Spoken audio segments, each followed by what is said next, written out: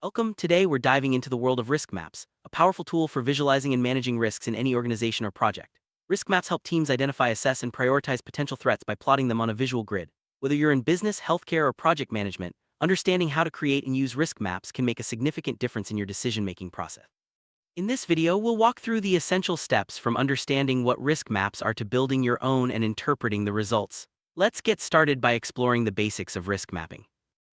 Risk map is a visual representation that plots potential risks based on their likelihood and impact. Imagine a grid where one axis shows how likely a risk is to occur, and the other shows how severe the consequences would be. This simple yet effective tool allows teams to see which risks need immediate attention and which can be monitored over time. Risk maps are commonly used in various industries to support strategic planning and resource allocation. By making risks visible, organizations can communicate more clearly and act more proactively. Risk maps are invaluable because they turn abstract threats into clear, actionable visuals. By mapping risks, teams can quickly spot which issues are most pressing and allocate resources accordingly. This approach not only improves communication among stakeholders but also helps in prioritizing actions. Risk maps support better decision-making, reduce surprises, and foster a proactive risk management culture. They're especially useful when dealing with complex projects or environments where multiple risks compete for attention. Every risk map consists of a few key elements: the axes, which usually represent likelihood and impact, the grid, which forms the map itself, and the plotted risks, which are placed according to their assessed values. Some risk maps also use colors or symbols to indicate severity or urgency. Understanding these components is crucial before you begin building your own. By clearly defining each part, you ensure that your risk map will be easy to interpret and useful for everyone involved. First step in creating a risk map is to identify all potential risks relevant to your project or organization. Gather your team and brainstorm possible threats, considering both internal and external factors. It's important to be thorough at this stage. Sometimes the most unexpected risks can have the biggest impact. Document each risk clearly, making sure everyone understands what each one means. This comprehensive list will form the foundation of your risk map. So you've identified your risks, the next step is to assess how likely each one is to occur. This often involves assigning a numerical value or category, such as low, medium, or high. You can base your assessment on historical data, expert judgment, or industry benchmarks. The goal is to be as objective as possible, so your risk map accurately reflects reality. Remember, overestimating or underestimating likelihood can skew your entire analysis. After evaluating likelihood, it's time to assess the potential impact of each risk. Ask yourself, if this risk materializes, how severe would the consequences be? Likelihood impact can be rated on a scale or categorized. Consider factors such as financial loss, reputational damage, or operational disruption. Accurate impact assessment ensures that your risk map highlights the most critical threats, guiding your team's focus and resources. With likelihood and impact assessed, you're ready to plot each risk on the map. Place each risk at the intersection of its likelihood and impact values. This visual placement makes it easy to see which risks are both likely and severe. These are your top priorities. Use colors or symbols to further distinguish between levels of risk. The completed map provides a clear snapshot of your risk landscape, helping everyone understand where to focus attention. Now that your risks are plotted, it's time to analyze the map. Look for clusters of high-risk items. These are areas that may need immediate action. Also note any patterns, such as risks that are likely but have low impact, or vice versa. This analysis helps you prioritize mitigation efforts and allocate resources efficiently. Remember, the risk map is a living document and should be updated as new information becomes available. So you've identified your top risks. The next step is to develop mitigation plans. For each high-priority risk, outline specific actions your team can take to reduce either the likelihood or the impact. This might include implementing new controls, changing processes, or increasing monitoring. Assign responsibilities and set deadlines to ensure accountability. Effective mitigation plans turn your risk map from a static picture into a dynamic management tool. Sharing your risk map and mitigation plans with stakeholders is crucial. Clear communication ensures everyone understands the risks and the steps being taken to address them. Use visuals and summaries to make your findings accessible, even to those without technical backgrounds. Regular updates keep everyone informed and engaged, fostering a culture of transparency and proactive risk management. Risk environments change over time, so it's important to review and update your risk map regularly. Schedule periodic reviews to reassess risks, update likelihood and impact ratings, and adjust mitigation plans as needed. This ongoing process ensures your risk management efforts remain relevant and effective. By keeping your risk map current, you're better prepared to respond to new challenges as they arise. There are several types of risk maps, each suited to different needs. The most common is the heat map, which uses colors to indicate risk levels. Other types include bubble charts, which show risk magnitude, and matrix maps, which provide a simple grid layout. Choosing the right type depends on your audience and the complexity of your risks. Each format has its strengths, so consider your goals before deciding. Heat maps are a popular choice for risk mapping because they use color gradients to quickly convey risk severity. Typically, red indicates high risk, yellow signals moderate risk, and green shows low risk. This visual approach makes it easy for anyone to spot problem areas at a glance. Heat maps are especially useful in presentations and reports where clarity and impact are key. Bubble charts add another dimension to risk mapping by representing the magnitude of each risk with the size of a bubble. This allows you to see not only where risks fall on the likelihood impact grid, but also how significant they are compared to others. Bubble charts are great for complex scenarios where some risks are much larger or more important than others. They provide a richer, more nuanced view of your risk landscape.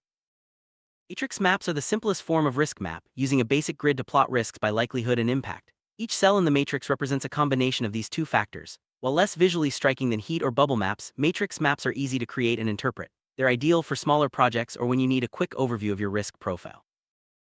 Selecting the right type of risk map depends on your audience and objectives. For executive presentations, heat maps often work best due to their visual impact. For detailed analysis, bubble charts provide more information. Matrix maps are perfect for internal team discussions or quick assessments. Consider the complexity of your risks and the preferences of your stakeholders when making your choice. While risk maps are powerful, there are common mistakes to watch out for. One is underestimating or overestimating risks, which can lead to poor prioritization. Another is failing to update the map regularly, causing it to become outdated. Also, avoid making the map too complex. Clarity is key. By being aware of these pitfalls, you can ensure your risk map remains an effective tool. Creating an effective risk map requires input from a diverse group of stakeholders. Include team members from different departments, as they may have unique insights into potential risks. Engaging a broad group ensures that your risk map is comprehensive and considers all relevant perspectives. Collaboration also increases buy-in and makes implementation of mitigation plans smoother. Data is the backbone of any good risk map. Use historical records, industry benchmarks, and expert opinions to inform your assessments of likelihood and impact. Reliable data leads to more accurate risk maps, which in turn support better decision-making. Don't hesitate to update your data sources as new information becomes available. Staying current is essential for effective risk management. Well-designed risk map is easy to read and interpret. Use clear labels, consistent color schemes, and simple symbols. Avoid clutter, only include information that adds value. Good design helps your audience quickly grasp the key messages and take appropriate action. Remember, the goal is to make risks visible and understandable, not to overwhelm viewers with details. Any digital tools are available to help you create risk maps, from simple spreadsheet templates to specialized risk management software. These tools often include features like automated calculations, customizable templates, and easy sharing options. Choosing the right tool depends on your needs and budget. Digital solutions can save time, reduce errors, and make it easier to update and distribute your risk maps. While digital tools offer many advantages, manual risk mapping still has its place, especially for small teams or simple projects. Manual methods encourage discussion and collaboration but can be time-consuming and prone to errors. Automated tools streamline the process and provide more advanced features but may require training. Weigh the pros and cons to decide which approach works best for your situation. For risk maps to be effective, they must be integrated into your regular workflow. Make risk mapping a standard part of project planning, reviews, and decision-making. Encourage team members to refer to the risk map when discussing priorities or allocating resources. This integration ensures that risk management becomes a continuous, proactive process rather than a one-time event. Let's look at a real-world example. In project management, risk maps are used to identify potential delays, budget overruns, or resource shortages. By mapping these risks, project managers can prioritize which issues to address first and develop contingency plans. This proactive approach often leads to smoother project execution and fewer surprises along the way. Healthcare risk maps help organizations manage patient safety, regulatory compliance, and operational risks. By visualizing these threats, healthcare leaders can allocate resources more effectively and implement targeted interventions. Risk maps also support communication among staff, ensuring everyone is aware of the most critical issues and how to address them. Financial institutions use risk maps to monitor threats like market volatility, credit risk, and fraud. By mapping these risks, banks and investment firms can prioritize monitoring efforts and develop robust controls. This approach not only protects assets but also supports regulatory compliance and builds stakeholder confidence. In manufacturing, risk maps are used to identify hazards related to equipment, supply chains, and quality control. By visualizing these risks, managers can implement safety measures, diversify suppliers, and improve quality assurance processes. This leads to safer workplaces, fewer disruptions, and higher product quality. IT teams use risk maps to manage cybersecurity threats, system outages, and data breaches. By mapping these risks, organizations can prioritize security investments and develop incident response plans. This proactive approach reduces the likelihood of costly breaches and ensures a faster recovery when incidents occur.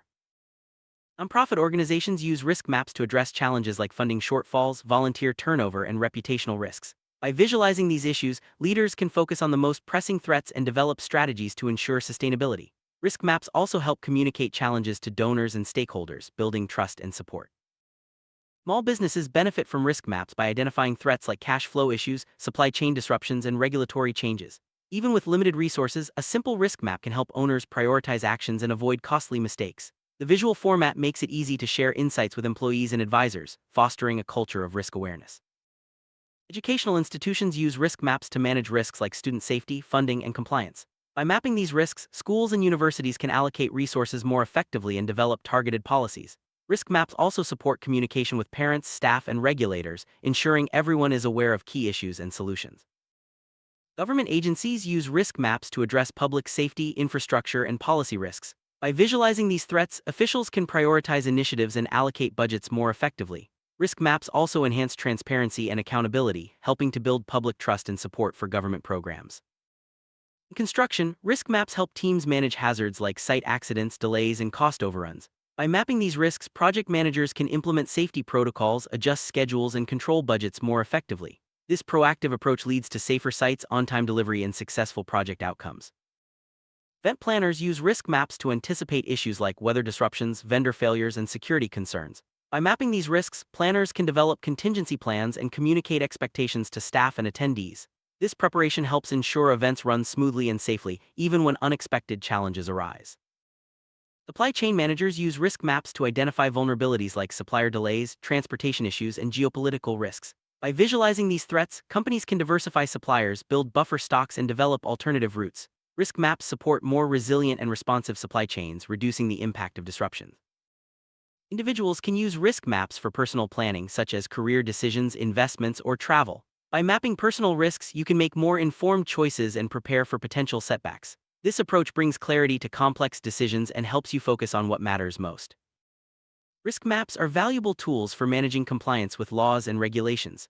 By mapping compliance risks, organizations can prioritize audits, training, and policy updates. This proactive approach reduces the likelihood of violations and helps maintain a strong reputation with regulators and the public. Innovation involves taking risks, but risk maps can help manage uncertainty. By mapping potential obstacles and uncertainties, teams can develop strategies to overcome them and increase the chances of success. Risk maps encourage creative thinking while keeping projects grounded in reality. Strategic planning relies on understanding risks and opportunities.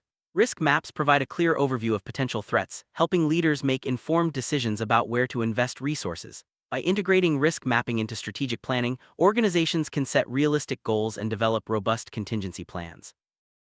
During a crisis, quick and effective decision-making is essential. Risk maps help teams identify the most urgent threats and allocate resources where they're needed most. By preparing risk maps in advance, organizations can respond more effectively when crises occur, minimizing damage and speeding recovery. Insurance companies use risk maps to assess client risk profiles and set premiums. By visualizing risks, insurers can offer tailored coverage and advise clients on risk reduction strategies. Risk maps also help clients understand their own risk exposures, leading to better decision-making and fewer claims. Environmental managers use risk maps to track threats like pollution, climate change, and resource depletion. By mapping these risks, organizations can prioritize sustainability initiatives and comply with environmental regulations. Risk maps support long-term planning and help protect natural resources for future generations. Reputation is a valuable asset, and risk maps help organizations protect it by identifying potential threats to public perception. By mapping risks like negative publicity or customer complaints, companies can develop strategies to respond quickly and maintain trust. This proactive approach helps safeguard brand value and stakeholder relationships. Risk maps are versatile tools that bring clarity to uncertainty. By identifying, assessing, and visualizing risks, organizations and individuals can make better decisions, allocate resources wisely, and prepare for the unexpected.